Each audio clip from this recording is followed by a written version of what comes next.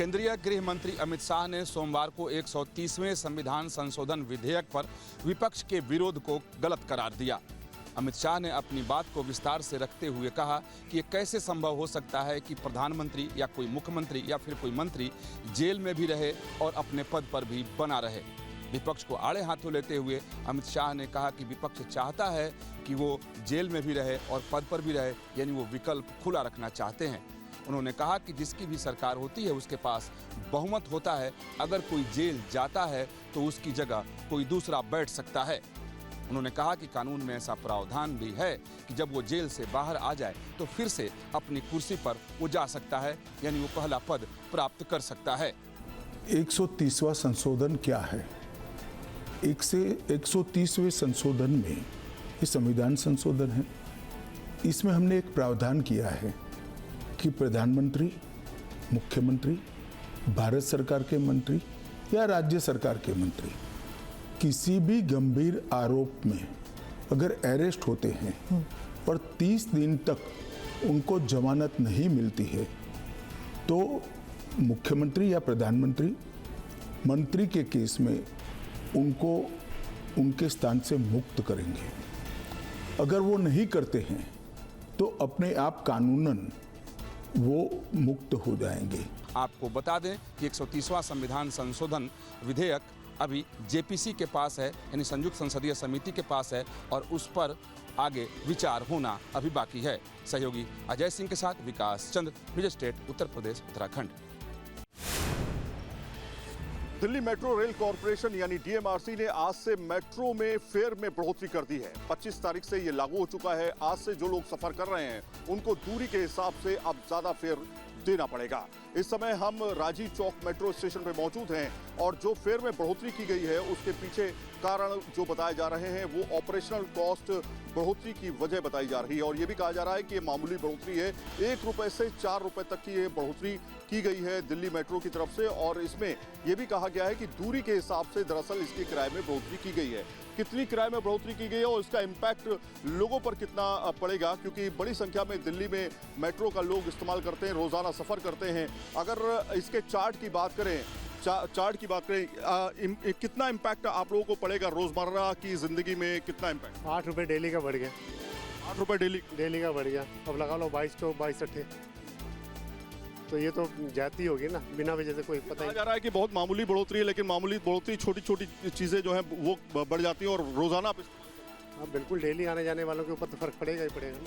Daily आने जाने वालों पर काफी ज्यादा इसका असर पड़ेगा। फिलहाल ये जो बढ़ोतरी है उसके पीछे ऑपरेशनल कॉस्ट बताई जा रही है कि ऑपरेशनल कॉस्ट की वजह से जो है ये किराया बढ़ाया गया है। 1 रुपए से 4 रुपए के बीच में बढ़ोतरी की गई है। अब देखना ये होगा कि आम जनता इसको किस तरह से लेती है। कुछ लोगों का कहना है कि पोल्यूशन से राहत मिलती है, ट्रैफिक से निजात मिलती है अगर ये बढ़ोतरी होती है तो उसका ज़्यादा असर नहीं है। लेकिन कुछ लोगों का ये भी कहना है कि अगर 30 किलोमीटर यानी 32 किलोमीटर से ज़्यादा का सफ़र हम करते हैं तो 8 रुपए यानी आना जाना अगर देखें तो 8 रुपए बढ़ जाते हैं, जिसकी वजह से कहीं ना कहीं मंथली बजट जो है वो थोड़ा बहुत बिगड़ता हुआ दिखाई देगा। जर्नलिस्ट विकास झा के साथ सईद आमिर हुसैन, दिल्ली। दिव्यांगों और गंभीर शारीरिक बीमारी से जूझ रहे लोगों का मजाक बनाना समय रैना और उनके साथियों पर भारी पड़ा है। सुप्रीम कोर्ट इस मामले में सख्त नजर आया और उन्होंने समय रैना के साथ साथ जो अन्य उनके साथी हैं उनको बिना शर्त माफी मांगने के लिए कहा है। दरअसल समय रैना और उनके साथियों ने YouTube पे एक शो के दौरान दिव्यांगों और गंभीर रूप से कई बीमारियों से जूझ रहे लोगों का मजाक बनाया था। अब इसको लेकर सुप्रीम कोर्ट ने गाइडलाइंस बनाने के लिए भी कहा है। वीडियो जर्नलिस्ट संजय शर्मा के साथ मोहित बख्शी, न्यूज़ स्टेट। 17 अगस्त को गुड़गांव के सेक्टर 57 में एल्विश यादव के घर पर करीब 20 से 25 राउंड जो है वो 3 बदमाशों द्वारा फायरिंग की गई थी। इस मामले में दिल्ली पुलिस की स्पेशल सेल ने आज 2 शूटर्स को जो है वो गिरफ्तार किया। आपको बताएं कि स्पेशल इनपुट के बाद दिल्ली पुलिस की स्पेशल सेल ने दिल्ली के शाहबाद डेयरी इलाके से, जहां पर ये शूटर्स जो हैं वो छुपे हुए थे, आदित्य और गौरव इन शूटर्स का नाम है, जो कि सूत्रों के हवाले से जानकारी मिले हिमांशु भाऊ गैंग की ये दोनों शार्प शूटर जो हैं वो उनके लिए काम करते हैं। और आपको बताएं इस पूरे मामले में अब तक 4 गिरफ्तारी हो चुकी है, जहां पर पहली गिरफ्तारी जो है वो फरीदाबाद पुलिस ने फरीदाबाद से किया, जहां पर एक ईशांत गांधी नाम के शख्स को जो इस पूरी वारदात में शामिल था उसको गिरफ्तार किया। किया था। उसके बाद दूसरी गिरफ्तारी फरीदाबाद से ही गुरुग्राम पुलिस ने किया, जिसका नाम जतिन था। जिस मोटरसाइकिल का इस्तेमाल शूटर्स ने किया था वो मोटरसाइकिल जतिन ने ही उपलब्ध करवाई थी और मिल के साथ में जो है वो प्लानिंग की थी। प्लानिंग प्लॉटिंग के तहत इस पूरी घटना को अंजाम दिया गया। पुलिस अब इस पूरे घटना को लेकर लगातार सभी से पूछताछ करते हुए नजर आ रही है। वीडियो जर्नलिस्ट प्रेम शंकर के साथ विशाल Pandey, News state, Uttar Pradesh, Uttarakhand. Cyber fraud जालसाजी का एक नया तरीका सामने आया है। इस तरीके में साफ तौर पे आपको एक ऐसा इनविटेशन भेजा जाता है जो आपके परिवार और आपके शादी से जुड़ा होता है। आपको लगता है कि दरअसल ये परिवार की तरफ से किसी शादी का निमंत्रण है। आप उस लिंक और एपीके फाइल को तुरंत ऑन करने की कोशिश करते हैं। जैसे ही आप ऑन करते हैं, दरअसल वो मोबाइल का पूरा एक्सेस आप फ्रॉडलेंट्स को दे देते हैं, जालसाजी करने वाले को दे देते हैं। अब आपको दिखाते हैं कि ये दरअसल एक शख्स है जिनके पास इस तरह की एपीके फाइल जो है वो वेडिंग के नाम से आई, वेडिंग इनविटेशन के नाम से। और ये देखिए यहाँ पर एपीके फाइल लिखा हुआ है और उसके पहले जो मैसेज लिखा हुआ है, वेलकम, शादी में जरूर आइए, 30/8/2025, लव इज द मास्टर की that opens the gates of happiness. यहाँ पर जो इस शख्स ने भेजा है दरअसल ये इनके परिवार के ही हैं, लेकिन वो नहीं है, बल्कि जालसाजों ने इस तरह का मैसेज बना के उनको भेजा। उसके बाद वही शख्स लिखते हैं कि मेरा व्हाट्सएप हैक कर लिया गया है और अबव 2 मैसेजेस आर फेक।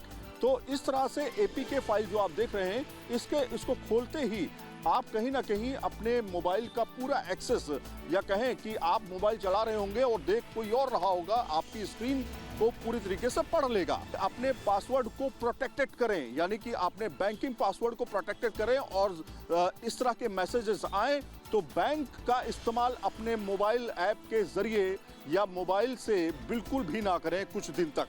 तो इस तरह से आप सेफ रह सकते हैं।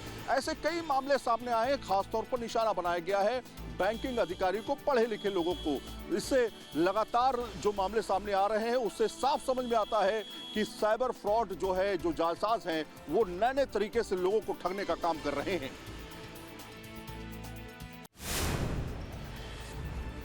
बीते सदन से लगातार समाजवादी पार्टी से निष्कासित विधायक पूजा पाल चर्चा में बनी हुई हैं। बीते दिनों उनका लेटर बम भी सियासी गलियारों में तमाम तरह की चर्चाएं बटोर रहा था। ऐसे में आज तमाम सवालों के जवाब देने के लिए एक तरफ समाजवादी पार्टी के राष्ट्रीय अध्यक्ष अखिलेश यादव ने प्रेस कॉन्फ्रेंस करी, उसमें तमाम सवाल भी उठाए, तो वहीं इसके तुरंत बाद समाजवादी पार्टी से निष्कासित विधायक पूजा पाल ने एक एक करके तमाम चीज़ों के सिलसिलेवार जवाब देना शुरू किए। प्रमुख तौर पर उन्होंने कहा कि समाजवादी पार्टी और सपा पोषित माफिया उनकी हत्या करवा सकते हैं, जिसके बाद एक बार फिर इस पूरे मामले को लेकर के सियासत तेज हो गई है। वीडियो जर्नलिस्ट दीपक राणा के साथ Shubham Pandey, News State, Lucknow. Greater Noida में जिंदा जलाकर निक्की की हत्या करने के मामले में ग्रेटर नोएडा पुलिस ने चारों आरोपियों को गिरफ्तार कर लिया है। सास, ससुर, जेठ और पति चारों आरोपियों को गिरफ्तार करके फिलहाल सलाखों के पीछे भेजे जाने की तैयारी पुलिस की तरफ से पूरी कर ली गई है। परिवार की मांग थी चारों आरोपी गिरफ्तार हों, आरोपियों का एनकाउंटर हो। एनकाउंटर में पति कल घायल हो चुका था, लेकिन अब मृतका के पिता का साफ तौर पर मांग है कि आरोपियों के घर पर जब तक बुलडोजर नहीं चलेगा तब तक उनकी बेटी की आत्मा को शांति नहीं मिलेगी।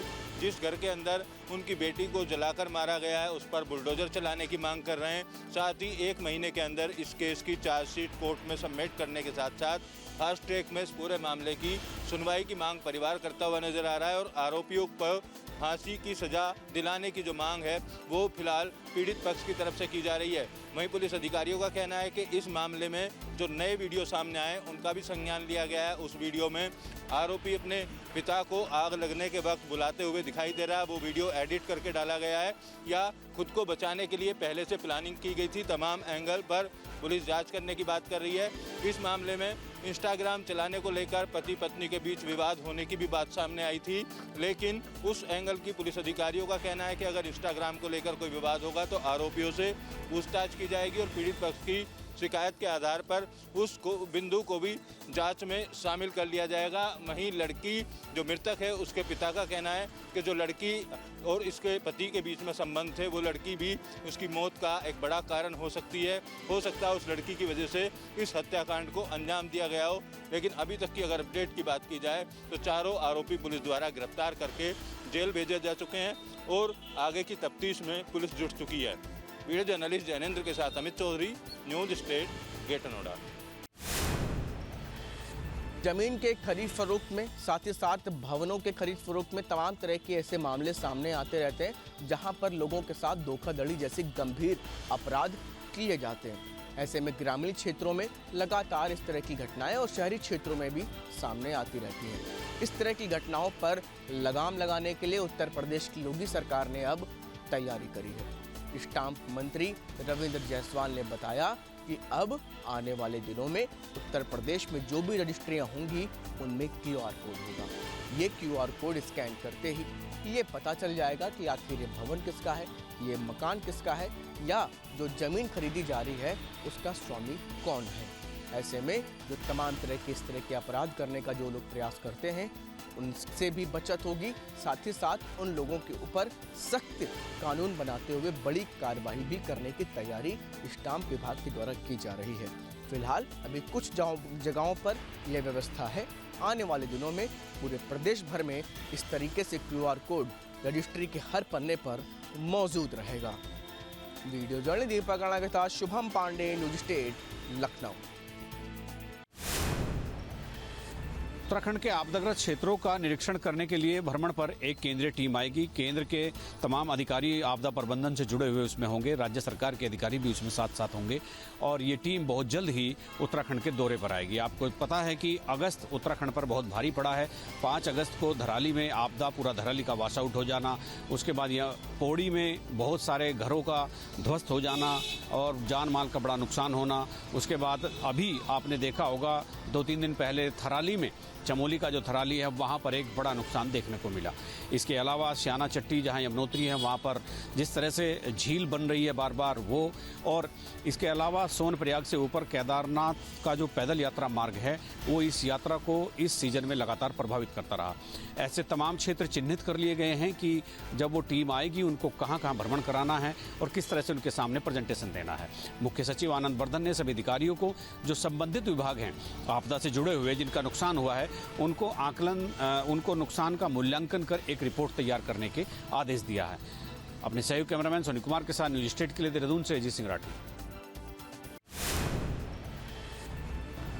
आज बुलंदशहर के अरनिया थाना क्षेत्र के नेशनल हाईवे 34 पर एक गंभीर हादसा हुआ है जिसमें 8 लोगों की मौके पर ही मौत हो गई। इसके अलावा 23 लोग जो कि खुर्जा के कैलाश हॉस्पिटल में एडमिट कराए गए जो गंभीर रूप से घायल थे। उसके अलावा 10 लोग बुलंदशहर के जिला अस्पताल में भर्ती कराए गए। उसके अलावा 10 लोग और इनको अलीगढ़ हायर सेंटर रेफर कर दिया गया था। लेकिन जो उपचार के दौरान एक व्यक्ति की और मृत्यु हो गई है। इस घटना में सबसे गंभीर बात यह है कि एक ही परिवार के माँ बेटे दोनों की मौत हो गई है। उसमें उनके परिवार का कोई भी और व्यक्ति नहीं था, केवल माँ बेटे थे, उनकी मौके पर मौत हो गई। आज को लगभग 2-2 बजे के आसपास अलीगढ़ के बॉर्डर पर NH 34 पर एक दुखद घटना घटित हुई है।